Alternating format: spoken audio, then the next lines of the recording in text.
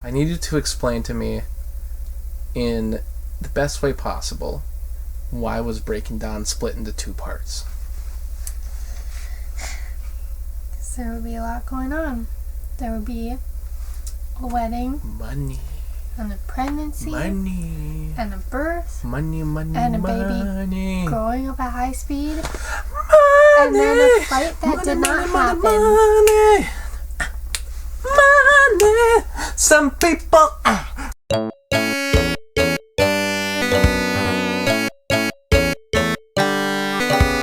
mean, you should be asking me the questions because this is your favorite movie ever. Not ever, but it is very up there, and people. I'm scared to say that people are not. Gonna No, be nice. no. Wait. Everybody hates that movie. No, People hate that movie. People so much, and I am very embarrassed to say that I love that movie. You shouldn't. No, one is you shouldn't be embarrassed about liking any movie. I hate people like that. I make jokes about movies you like, but I never. It's fine if like Breaking Dawn Part 1 is, because I can see why you like it. It makes my heart very happy.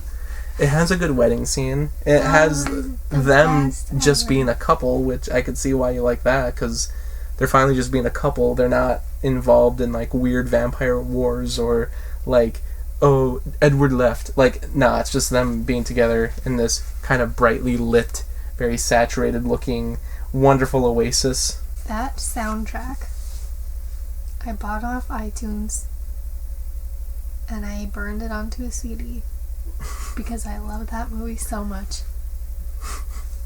Fun fact. Old school.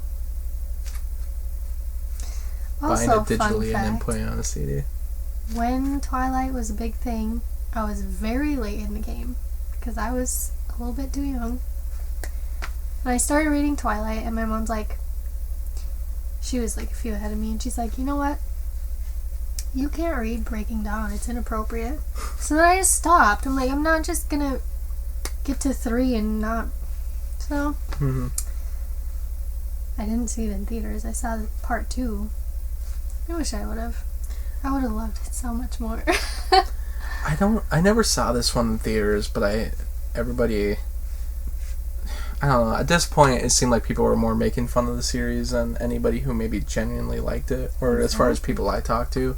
This movie, I remember people making fun of it a lot, but they were really just talking about the scenes with the birth and kind of create this stance in a way in the movie, which honestly I don't know what this movie, if it's even trying to make a stance, but I think a lot of people wrote it off and criticized it because they pretty much were saying, oh, it's making a stance about it one way or another, and people personally were like getting mad at it.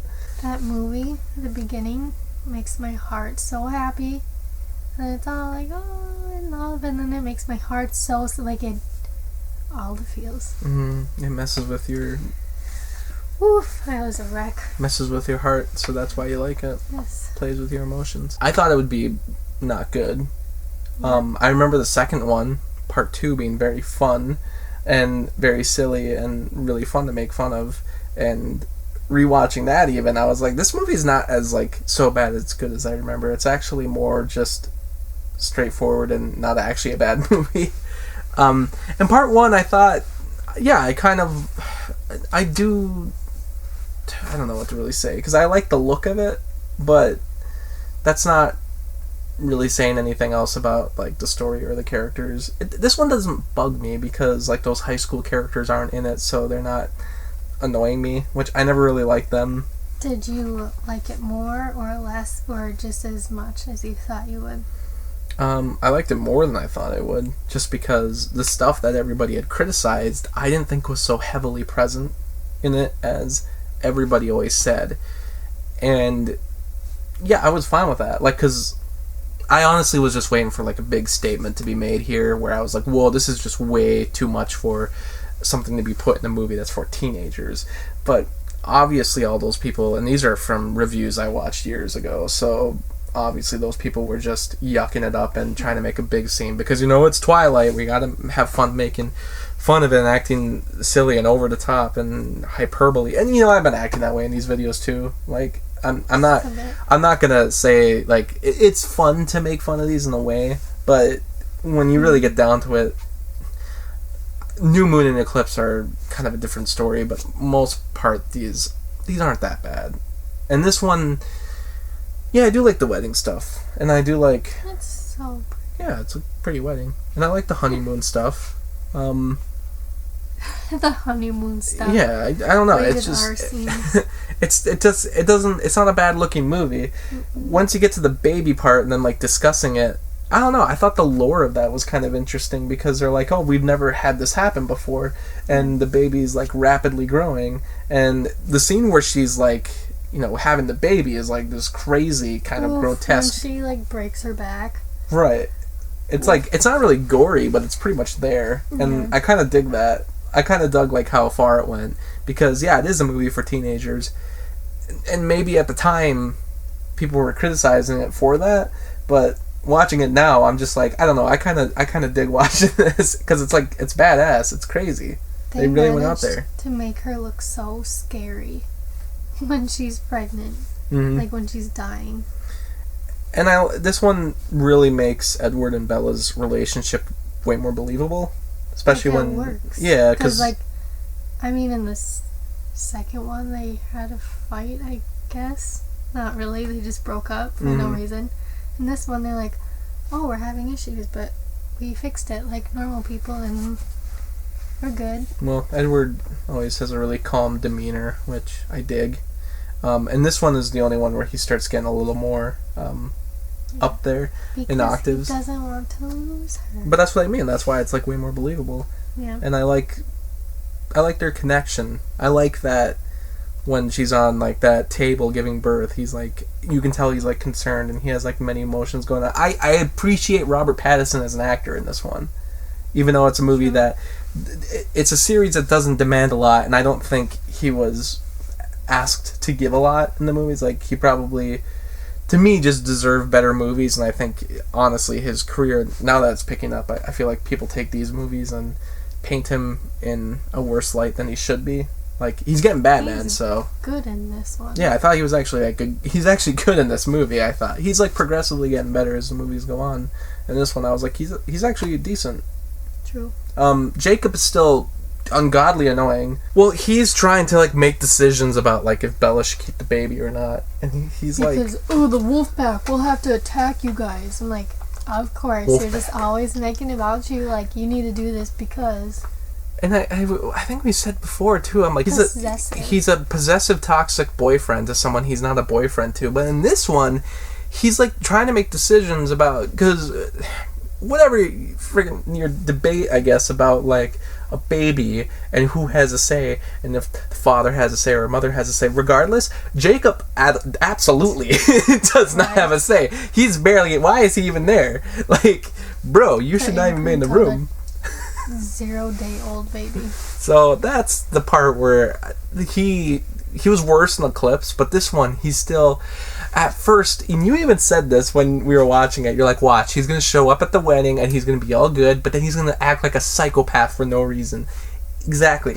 Every conversation they have, he storms off and gets mad at her. Starts yelling, gets angry about something. Even at the wedding he did this. And it's like, bruh. Also, the only thing that I don't like, well, I don't like that he imprints on the baby, but... That's kind of the next one. Oh, he does it in this one, doesn't he? Yeah, I don't like that. I don't care how they try to explain it. I don't like in this one when it like is all the hype, like, oh, the wolves are gonna have to attack this family because they broke the treaty, because this one thing that has never happened before we have a rule for already. I'm like, that, and then how suddenly they're like, oh, he imprinted on this baby. We can't do this now. I'm like, where are your rule books, bro? Where are the Voltaire's rule books? All this hype, and then they just walk away. They're like, we can't. He imprinted. I'm like, what? This one was the extended cut that we watched, but could you remember anything in this movie that wasn't in the original cut? The beginning. Okay, so when they get invited to the wedding. The Voltaire, yeah. Mm-hmm. I don't know. I was like, what are you? You're like, oh, extended cut. I'm like, Yeah, so then I was like, oh, did they not show up in the original? But they do show up at the end of the original, and in this in the extended cut, where they're like finding out about they found out that she's a vampire, but then he's like, oh, but they have something else that I want as well, and then that leads into the second one. But he knows that something's up, because he's like, they have something. No. He says that in this movie, though. They don't know about that. But that's... The cousin in the second one is the one that tells. I know, but that's... No. I know, but the movie logic is trying to build up the next movie without breaking the rules for people like you who are following the lore. Like, well, he didn't know about the baby yet. I'm like, yeah, but that's why they put that line in there. Because he's not supposed to know about the baby, but the filmmakers didn't care. I care. Well, I know you care. Yeah, they don't. The Volturi don't show up. They don't really have a rule book. The wolves really don't have a rule book. And then... Which makes me mad, because they act like, oh, this treaty. I'm like, you have... Oh, if a vampire gets a human pregnant and creates a half and half baby, we must break the treaty. I'm like, they literally said they've never seen that before, so why are they like, this is what we must do? I'm like, it might be that vampires are out doing it with humans regardless, and that might be what it is. They knew that already. Why didn't they do that when they were dating? Because they didn't know. Because they probably weren't doing it when they were together when she was a human, because he is a vampire and they know that he would kill her pretty much. It was her choice to do it while they were married, but before she turned into a vampire, and they didn't probably know that had happened, but then there was little proof that it did happen, so then they were mad. So the wolves are dictating vampire sex lives? In the treaty, apparently. I don't know. It's pretty dumb. It was contrived. They're just trying to find a reason for the wolves to get mad, because they haven't really been mad at them at this point. Okay, they said that the baby is gonna kill Bella, and if they kill Bella, technically the vampires, yes, the Cullens kill her, and if they kill a human, then we can break it. I'm like, right, that makes sense. I guess. I mean, for what they're trying to say, that makes more sense, I guess. I don't know. It doesn't. So besides that, well, I don't really like that the whole movie is. Well, the second movie is more building to this, but how in this movie, the one person who is the cousin, or at least knows about that one vampire that was killed by Jacob. They killed Laurent because Laurent was going to eat Bella. Yeah. Yeah. And then she was like, he wouldn't do that. Yeah. And then walks away. I would just kick her out of your wedding, bro. I'd be like, you can leave. You know what's annoying is that when she shows up in the next movie and she basically causes this big almost battle and they have to kill her. For no reason. And because she was like, because they killed Laurent. It's like, it'd be... LeBron. Well... How did I say that? I don't remember. But it still, though, it doesn't... It's annoying because she thinks that he didn't try to kill Bella. And I'm like... He wouldn't do that. But then like, in the next movie, it all becomes pointless because... Basically, they find out that it's not a child that they took. They thought that they took a child that was a child vampire, right? But that's not what happened. Bit a child. But that's not what happened. It was actually her child, and then they get mad at her and they kill her. But it would have been great if they would have stopped her. Like, also, to make this even more of a waste of your time, Laurent actually did try to kill Bella, by the way. Like, he actually did. Have taken out that Laurent stuff and be like, oh, in the next movie, she sees that kid and is mad because that's how the mom died, and then go after them why even have the Laurent thing? You didn't even need that. There was already a perfectly good reason to get mad. Hi, this is one of my favorite movies, and I'm trashed. Well, we're more talking about the second one, I guess. I just don't like that little scene at the wedding, because it seems out of nowhere, and then you kind of need to remember it for the next movie. Suddenly, her and Laurent, this person you never met, were a thing. And what's funny is we have to remember it for the next movie, but not even really, because the reason she's getting mad is kind of for a different reason, but also she's like, she has fueled by that. Yeah, personal angst. I don't know. It's pointless. What's her name? Something Denali. There's 3 of them. Kate. Yeah, I don't remember. I don't know. I don't really have anything else to say about the movie. I don't get mad at it, and I don't hate it. I don't like it a lot. Oof. It's just kind of... I'll get you to love it. Like the other ones, I think just there's not enough happening. But it at least... There's a lot, though. I wouldn't argue that. I think mostly it's her getting pregnant and then them when discussing, she what is- do we do? When she is pregnant, it kind of slows down a lot. That's what I mean. But it's not as bad as everyone says. I think everyone was way too crazy on this one. But like all the other ones, after rewatching them all, it seems like the only one where stuff really happens is the last movie. But, you know, we'll get to that. fake. Besides that, there's other stuff. I don't know. We'll get to that. But I think I give this one... I think I give this one 5 out of 10?